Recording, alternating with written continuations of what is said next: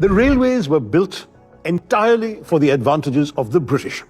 The official minute by the then Governor General, Lord Dalhousie, in proposing bringing railways to India, actually laid out very clearly that what they wanted was, number one, a means to have an easier access to the hinterland, to extract raw materials, bring them to the ports, to ship them to England. It was part of the loot. And the secondary purpose would be to be able to send troops into rebellious portions of the country in order to quell them more easily. That was it. It was entirely about colonial extraction and colonial suppression. It had nothing to do with the benefit of the Indians, number one.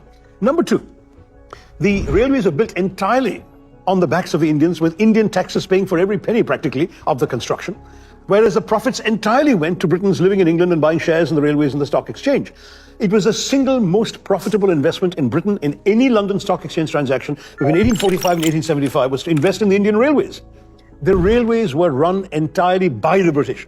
Indians did not even benefit in terms of employment, from the lowliest ticket collector to the substation masters. Everyone was white and British. Right up to the First World War.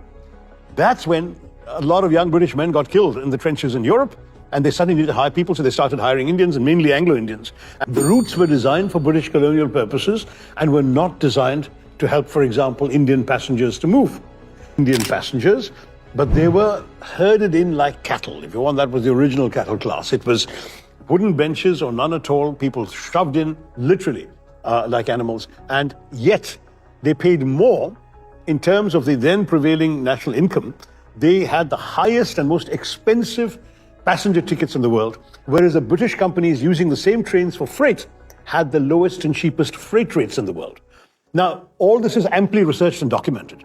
For the British to claim the slightest credit for having done any good to India through the railways is arrant hypocrisy.